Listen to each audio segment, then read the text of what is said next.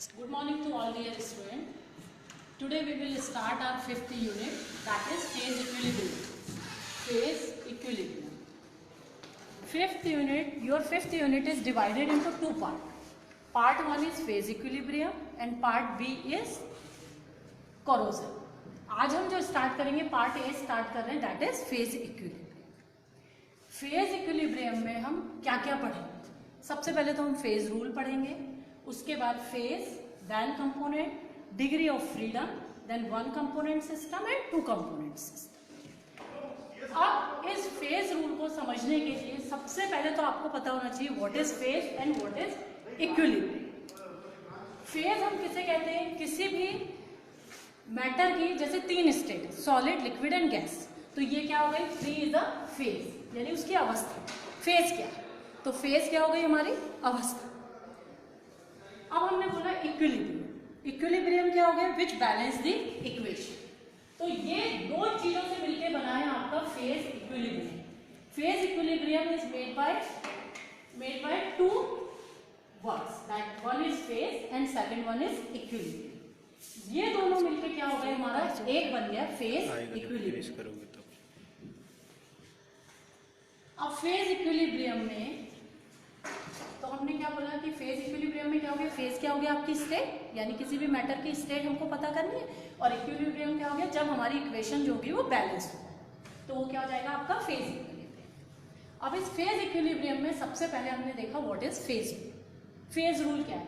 किसके थ्रू हम किसी भी सिस्टम की फेज को फाइंड आउट करें, कंपोनेंट निकालें, उसकी डिग्री ऑफ फ्रीडम को बताएं.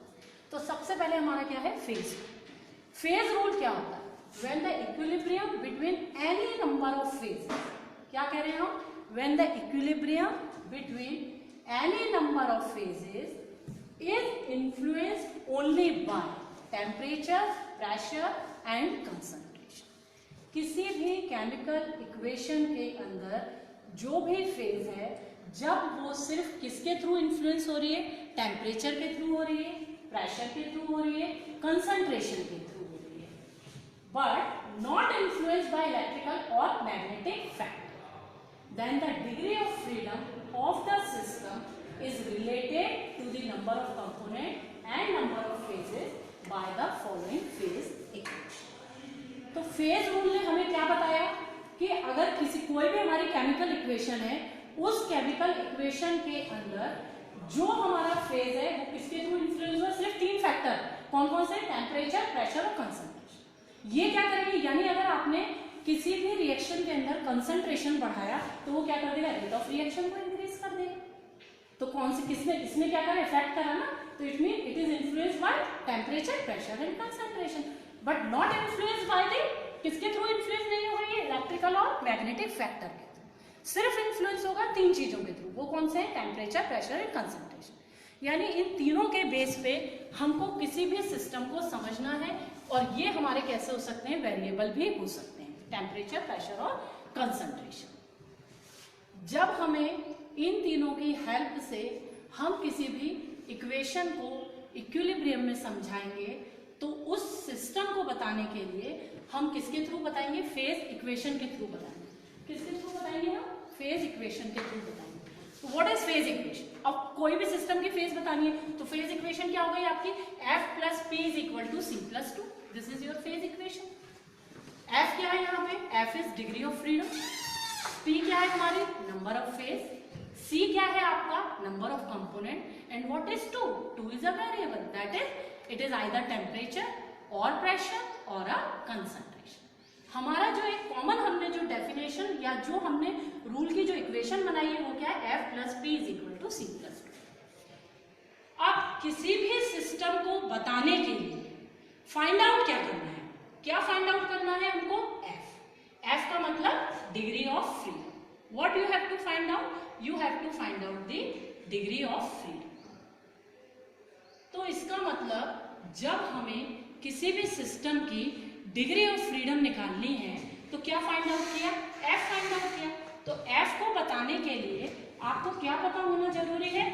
फेज पता होना जरूरी है और कंपोनेंट पता होना जरूरी है. 2 तो हमें क्या बता रहा है? टेम्परेचर और प्रेशर को डिफाइन करना, यानी वो वेरिएबल बता रहा है. तो अब degree of freedom, F find out. Degree of freedom जब निकलेगी तो उससे क्या पता चलेगा आपको कि सिस्टम कैसा है। यानी अगर डिग्री ऑफ फ्रीडम मानो आपको जब, और डिग्री ऑफ फ्रीडम निकालो कैसे, जब आपको कंपोनेंट पता होगा, जब आपको फेस पता होगा। तो जब डिग्री ऑफ फ्रीडम पता चलेगी तो उससे क्या पता चलेगा, सिस्टम कैसा है। यानी अगर मानो एफ आ गया आपका 0 तो सिस्टम कैसा हो गया आपका नॉन वेरिएंट, अगर एफ आ गया 1 तो ये हो गया यूनिवेरिएंट। ये अभी डिटेल में हम बाद में पढ़ेंगे। पहले हम इसको फाइंड आउट करने के लिए पहले हमें क्या पता होना चाहिए, पी और सी। पी का मतलब नंबर ऑफ फेज और सी का मतलब नंबर ऑफ कंपाउंड, ये हमें पता होना चाहिए। तो पी पता करने के लिए पहले तो ये पता हो हमें कि फेज क्या है। फेज क्या है हमारी, फेज मैंने बताया आपको कि जैसे फेज का मतलब क्या हो गया, स्टेट है ना, स्टेट ऑफ मैटर को मतलब हमने क्या बोला, फेज बोला। तो इसका मतलब हमको दिखाई दे रहा है ना, फेज क्या चीज हो गई, जो फिजिकली डिस्टिंक्ट हो।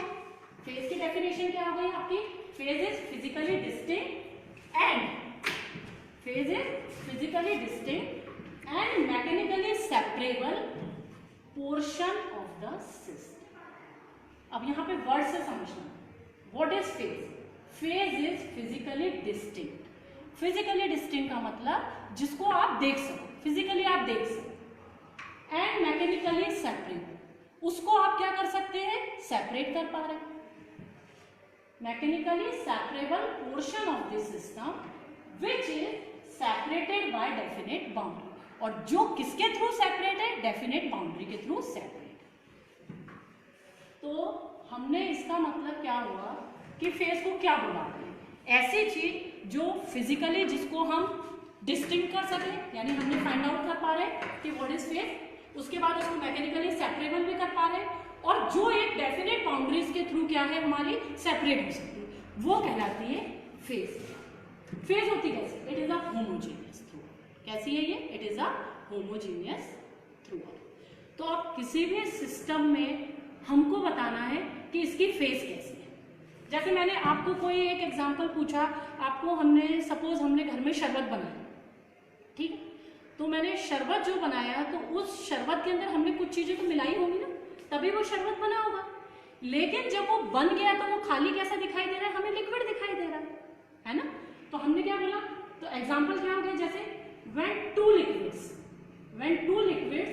which are completely miscible with each other, when two liquids यानी दो liquid which are completely miscible with each other, जो एक दूसरे के अंदर पूरे तरीके से मिसिबल मिक्स, वो क्या बनाते हैं, दे फॉर्म लिक्विड फेज। मैंने बोला मुझे ऑरेंज का स्क्वैश बनाना है, मैंने ऑरेंज का शरबत बनाया, तो क्या किया हमने, एक पार्ट हमने किसका लिया, ऑरेंज स्क्वैश ले लिया, और दूसरा इसी के अंदर हमने इसके अंदर क्या मिला दिया, वाटर को मिला दिया। तो जब ये दोनों मिक्स हो गए तो अब क्या हो गया, एक बन गया ना, एक हो गया। तो यहाँ पे हमारे पास लिक्विड्स तो कितने हैं, 2। कितने लिक्विड्स हो गए, 2।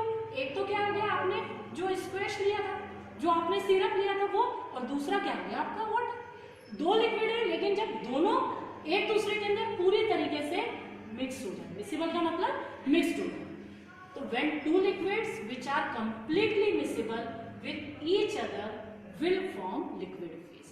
तो जब बन जाएगा तो इसकी क्या दिखाई देगी आपको, सिर्फ एक फेज दिखाई देगी, दैट इज लिक्विड फेज। तो it means P is equal to 1। क्या हो गया आपका यहाँ पे, P इज इक्वल टू क्या आ गया, 1।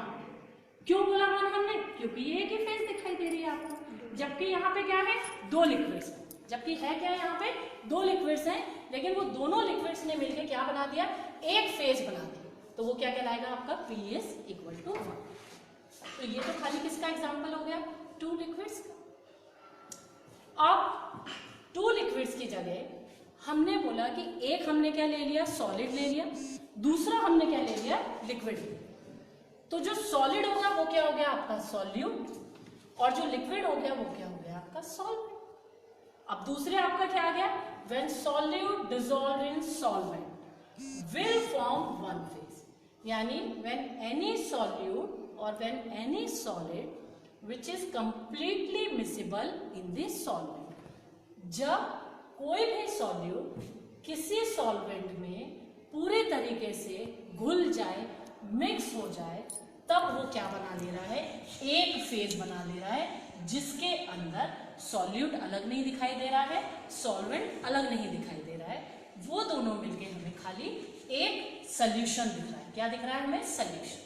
For an example glucose in water, और हमने बोला शुगर को हमने पानी के अंदर डाला। आपने अगर चीनी को पानी के अंदर मिक्स किया तो जब शुगर हमारी घुल जाएगी तो क्या बन जाएगा, शुगर सिरप बन जाएगा। तो आपको अब जब चीनी घुल गई तब दिखाई दे रही है क्या अलग से, नहीं दिखाई दे रही। तो वो शुगर और चीनी क्या हो गई, सॉल्यूट हो गई, पानी क्या हो गया आपका, सॉल्वेंट हो गया। इन दोनों ने मिलकर क्या बना दिया, सोल्यूशन। तो यहाँ पर हमारा फेज क्या हो गया, P इज इक्वल टू क्या आ गया आपका 1। क्यों बोल रही हूं मैं यहाँ पे P इज इक्वल टू 1 आ गया, क्योंकि ये दोनों एक ही फेज में आ गए, दोनों एक साथ मिक्स हो गए, इसलिए P क्या हो गया आपका 1। अब ये तो क्या थे, दोनों मिक्स हो गए थे क्योंकि, तो एक ही फेज बना लिया था हमने। एक हमने क्या पढ़ा कि जब हम दो लिक्विड्स को मिला रहे हैं तब वो मिलके एक फेज बना रहे हैं। दोनों लिक्विड कौन से हो गए हमारे, जैसे हमने बोला कि एक हमने ले लिया ना सिरप ले लिया कोई सा भी, और दूसरा हमने ले लिया वाटर। जब उसके अंदर घुल गया तो एक लिक्विड फेज बन गई, तो वहां पर भी क्या हो गया, P इज इक्वल टू आ गया 1। अब अगर मैंने एक सॉल्यूट ले लिया, उसको मैंने वाटर के अंदर डाल दिया, सॉल्वेंट के अंदर डिसॉल्व कर दिया, जब उसे भी आप अलग नहीं कर पाए तो आपका क्या बन गया, 1 फेज बन गई। तो P इज इक्वल टू क्या आ गया आपका 1। ये तो जब ये दोनों एक दूसरे के अंदर पूरी तरीके से मिक्सिबल है, घुल गए, मिक्स हो गए, इसलिए क्या दिखाई दे रहा है, P इज इक्वल टू 1। अब मानो कोई ऐसी दो चीजें ली जो क्या हो रहे हैं हमारे, इमिसिबल है, यानी एक, और आपको बड़े हुए समझ में आया, अभी बीच में क्या ब्रेक हुआ होगा थोड़ा सा बीच में, लेकिन आप इसको देखना। जहां पर अब ये जो पढ़ते जा रहे हो इससे रिलेटेड जो भी क्वेश्चन होंगे ना, आप व्हाट्सएप ग्रुप पे पूछते जाना। तो यहाँ पे आपको क्या समझ में आया कि हमने P इज इक्वल टू 1 कब बोला बेटा, कि जब हमारे दोनों फेज एक हो गए, है ना, जब दो चीजें एक दूसरे के अंदर मिक्स हो गई जो कि हमें अलग अलग नहीं दिखाई दे रही थी। शुगर को मैंने पानी के अंदर डाला तो शुगर क्या हो गई, डिसॉल्व हो गई। अब आपको अलग से दिखाई दे रहे हैं कि शुगर के पार्टिकल नहीं, तो वहां पे फेज क्या हो गई 1। हमने एग्जाम्पल क्या लिया, ग्लूकोज इन वाटर, तो P इज इक्वल टू 1। अब दूसरा मैं क्या कर रही हूँ, मानो ऐसे दो लिक्विड्स हैं जो एक दूसरे के अंदर मिक्स नहीं हो रहे, तो वो क्या कहलाएगा हमारा, वहां पे फेज हमारी चेंज हो जाएगी। तो सेकंड हम क्या एग्जांपल देख रहे हैं, when two immiscible liquid, immiscible का मतलब जो एक दूसरे के अंदर मिक्स नहीं, when two immiscible liquids form separate phases. तो two immiscible form separate phases का मतलब क्योंकि वो मिक्स नहीं हो रहे, तो आपको क्या अलग अलग दिखाई दे रहे हैं ना। जब अलग अलग दिखाई दिया इसका मतलब क्या हो गया, नंबर ऑफ फेजेस चेंज हो गया आपका। जैसे हमने बोला for an example benzene in water, और आप सिंपल एग्जांपल ले लो ऑयल इन वाटर। ऑयल को जब आप वाटर के अंदर डालोगे तो वो उसके अंदर मिसिबल तो होगा नहीं, है ना। तो हमें क्या दिखाई देंगी, दो चीजें दिखाई देंगी, एक ऑयल की लेयर दिखाई दे रही है, एक वाटर की दिखाई दे रही है। इसका मतलब यहां पर आपको क्या दिखाई दी, टू फेजेस दिखाई दी जो कि फिजिकली डिस्टिंक्ट है, कि हम देख पा रहे हैं हाँ ये ऑयल की लेयर है और ये किसकी, हमारे वाटर की लेयर। तो P इज इक्वल टू क्या हो गया, 2 आ गया। यहां आ रहा समझ में, यानी ऐसे आपको फाइंड आउट करना है।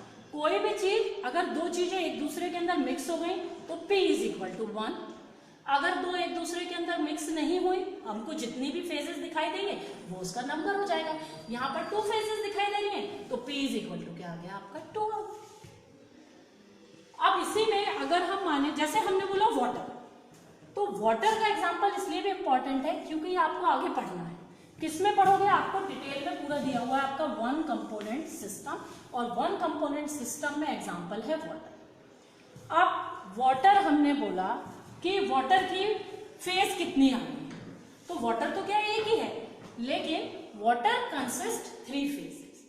कौन कौन सी 3 फेजेस हो रही हैं, वाटर को अगर आपने फ्रीज कर दिया तो किस में कन्वर्ट हो जाएगा, आइस में। आइस में बदल गया मतलब क्या हो गई, फेज कौन सी हो गई, सॉलिड। तो आप देख पा रहे हो ना कि हमको आइस क्यूब्स दिखाई दे रही हैं, तो फेज हो गई इसकी सॉलिड फेज हो गई। अब अगर इसी आइस को मैंने बाहर निकाल के रख दिया तो ये नॉर्मल टेम्परेचर में किस में बदल गया, लिक्विड में बदल गया। तो कौन सी फेज आ गई आपकी, लिक्विड फेज आ गई। इसी को अगर हमने बॉईल होने रख दिया तो ये किस में बदल गया, वाटर वेपर में बदल गया। यानी एक ही चीज 3 फेजेस में एग्जिस्ट कर रही है। कौन कौन सी फेजेस हो गई, solid, liquid and vapour. And ये तीनों किसमें है आपकी, इक्विलिब्रियम में। ये जो साइन लगाया है ये किसका साइन है? इक्विलिब्रियम का। यानी हमारी जब रिएक्शन बैलेंस हो जाए तो हमने क्या बता दिया उसे? इक्विलिब्रियम। तो कौन कौन क्या इक्विलिब्रियम में हो रहा है? फेजेस। तो फेजेस आर इन इक्विलिब्रियम। कौन सी फेज हो रही है? आइस हो गया यानी सॉलिड फेज हो गई। कौन सी दूसरी फेज कौन सी आपकी? लिक्विड फेज हो गई। थर्ड कौन सी आपकी? वेपर फेज हो गई। तो water exist in 3 phases, solid, liquid and vapour. एक ही चीज जब 3 उसमें दिखाई दे रही है तो P इज इक्वल टू क्या आ गया आपका? 3। इस तरीके से हम आगे और फाइंड आउट कर सकते हैं जितनी भी चीजें हमें उसमें दिखाई दे रही हैं उसके अकॉर्डिंग। अभी जो आप एग्जांपल करोगे P इज इक्वल टू 1 का करोगे, P इज इक्वल टू 2 का करोगे and P is equal to 3 का। ये 3 एग्जांपल के बेस पे हम आगे अपना क्या निकालेंगे? Degree of freedom. पहले आप इसको भी मैं 2 मिनट दे रही हूँ आपको, एक बार रीड आउट कर लो इसको, फिर आपको कुछ लगता है आप अपनी कॉपी में नोट डाउन करिए एंड एक बार आप इसको पूरे को रीड आउट कर लो और इससे रिलेटेड जो भी आपको लग रहा है क्वेश्चन कि मुझे यहाँ पर पूछना है वो आप अपनी कॉपी में नोट डाउन करेंगे। Then we will discuss in the evening on our separate WhatsApp group. इसके बाद पहले जब आप ये पढ़ लोगे एक बार तब फिर मैं आगे आपको इसके आगे का बताऊंगा।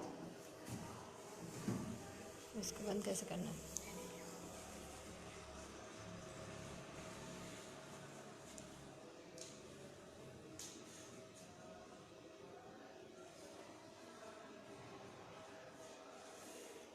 यहाँ से ऐसे दिखाएंगे तो क्लियर आपको दिखाई देगा, है ना। एक एक इक्वेशन पहले पढ़ते जाओ आप।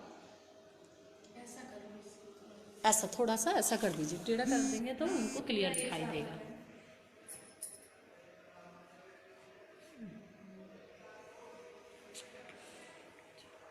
ऐसे में दिखा दो, ऐसे में ही आ रहा है। इधर भी ले आओ।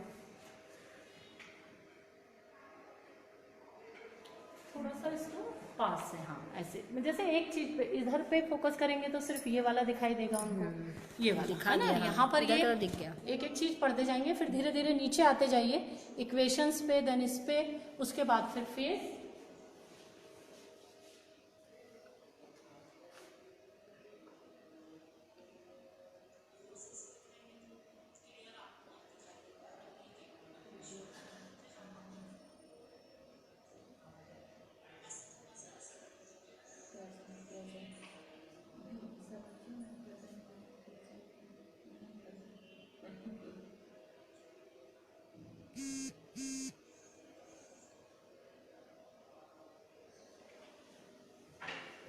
अभी इसको ऐसा क्लियर, ऐसा यहाँ से अब इधर से दिखाई देगा एक एक definition. What is phase? Phase is physically distinct, mechanically separable portion of the system.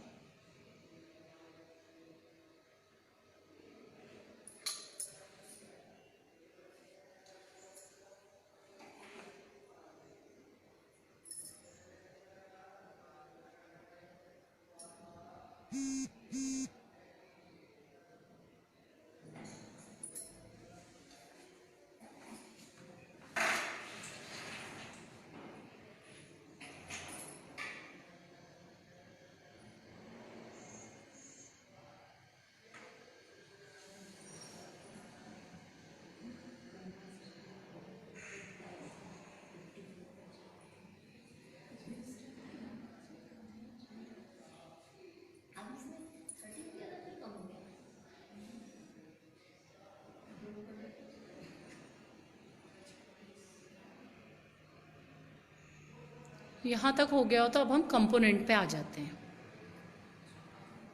है ना।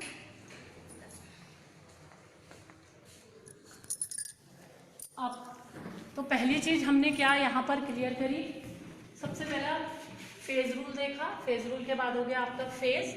अब इसके फेज के बाद क्या आता है? Second part is component. What is component? Phase हमें पता चल गई। अब हम क्या देख रहे हैं? कंपोनेंट। कंपोनेंट का मतलब the number of component refers to the number of chemical constant. The number of component refers to the number of chemical constituent which is present in the phases. यानी कंपोनेंट क्या बता रहा है हमें, किसी भी केमिकल इक्वेशन में कितना हमारा केमिकल कंस्टिट्यूएंट प्रेजेंट है, वो किसे रेफर करेगा, हमारे कंपोनेंट को रेफर करेगा। यानी हमने बोला कि अभी मैंने आपको यहाँ पे बताया था कि वाटर कंसिस्ट इन 3 फेजेस। तो what is water? Water is a component. Water क्या हो गया हमारा? कंपोनेंट। हमने बोला कैल्शियम कार्बोनेट, तो वो क्या हो गया आपका? कंपोनेंट। तो कंपोनेंट का मतलब the number of component refer to the number of chemical constituent which is present in the phase.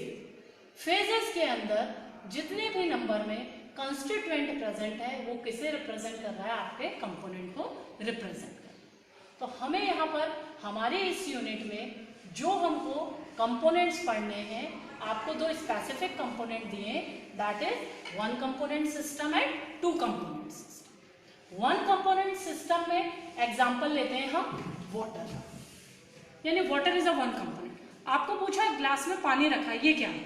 It is a water. तो वाटर तो एक ही आपको दिखाई दे रहा है ना, तो वाटर क्या हो गया? 1 कंपोनेंट।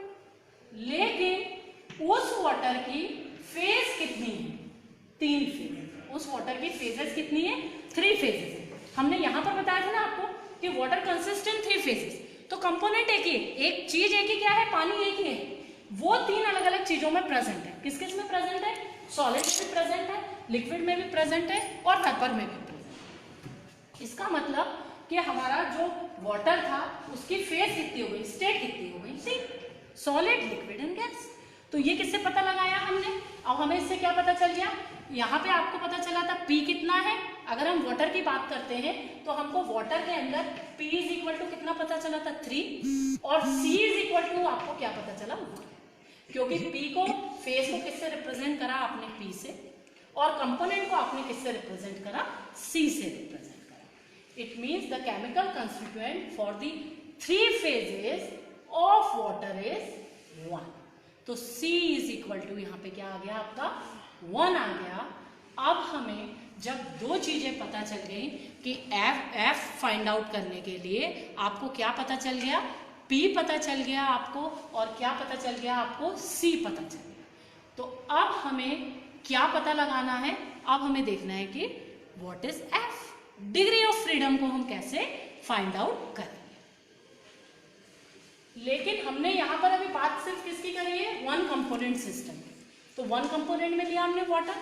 अगर मैंने बोला 2 कंपोनेंट सिस्टम, तो 2 कंपोनेंट सिस्टम में क्या हो गया? आपका एग्जांपल किसका है? Copper and silver. तो copper 1 component is copper and another second component is silver. तो यहाँ पे ये क्या हो गए? 2 कंपोनेंट हो गए। अब इनकी फेजेस डिफरेंट हो सकती हैं, तो वो जैसे जैसे हम पढ़ेंगे उसके अकॉर्डिंग इसमें कितनी फेजेस हैं वो फाइंड आउट करेंगे। 2 कंपोनेंट में, 1 कंपोनेंट में कितनी फेजेस हैं वो अभी हम इसके आपको धीरे धीरे जब हम डिटेल में 1 कंपोनेंट सिस्टम पढ़ेंगे तब आपको पता चलेगा कि वाटर के अंदर सिर्फ 3 ही फेजों में एग्जिस्ट कर रहा है, या 2 फेज में एग्जिस्ट कर रहा है, या 1 फेज में एग्जिस्ट कर रहा है। तो यहाँ पर आपने क्या निकाल लिया? C is equal to 1। अब आपका सिर्फ एक रह गया खाली, वो क्या है? Degree of freedom. तो डिग्री ऑफ फ्रीडम क्या होता है हमारा? It is a smallest unit which depend on the certain variables. कौन से वेरिएबल्स है वो? आपके टेम्परेचर है, प्रेशर है, एंड आपका क्या है? कंसंट्रेशन। तो degree of freedom is depend और influenced by the temperature, pressure and composition. जब आपको इन तीनों के थ्रू हमें क्या पता रहेगा कि कौन सा कंपोनेंट है, कितनी फेजेस हैं, तब हम क्या फाइंड आउट कर सकते हैं? F को फाइंड आउट कर सकते हैं। तो degree of freedom is represented by, अब आपका लास्ट क्या आ गया? Degree of freedom. तो degree of freedom is represented by F। इसको किससे रिप्रेजेंट कर रहे हैं? F से रिप्रेजेंट कर रहे हैं।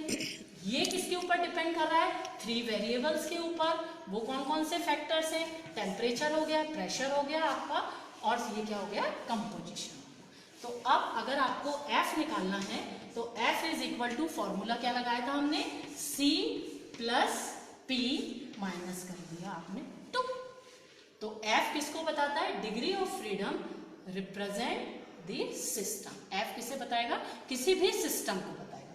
जैसे हमने एग्जांपल लिया था ना वाटर का, तो वाटर का सपोज अगर मुझे एफ निकालना है तो यहाँ पे सी क्या है आपका 1, सी इज इक्वल टू 1 लिखा ना हमने वाटर के अंदर, सी इज इक्वल टू 1, पी क्या है आपका 3, माइनस क्या कर दिया आपने 2 क्या हो जाएगा टेम्परेचर और प्रेशर विच आर वेरिएबल। तो यहाँ पे ये क्या लिखना आपका 4 माइनस 2 तो क्या आ जाएगा 2 हो जाएगा। तो आपका एफ इज इक्वल टू क्या हो गया हमारा 2 आ गया। तो इस अकॉर्डिंग हम जो है इसे फाइंड आउट करें। तो आज हम इतना करेंगे, इसको आप नोट डाउन करेंगे। मैं आपको इवनिंग में जो है सेपरेट इसके नोट्स भी प्रोवाइड कर दूंगी। वो नोट्स जो सेंड करूंगी उनको आपको अपनी कॉपी में लिख लेना है, जिससे हम कल किसके ऊपर आ जाएंगे, हम वन कंपोनेंट सिस्टम को स्टार्ट करेंगे।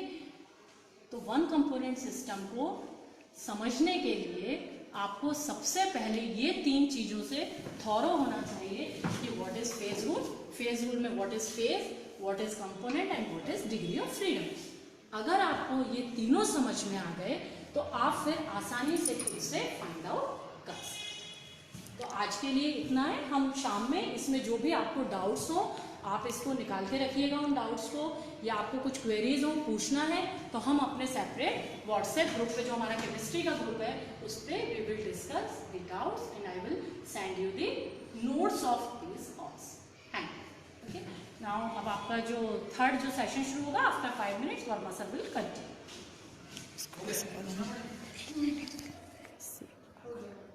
5 मिनट बाद फिर आपको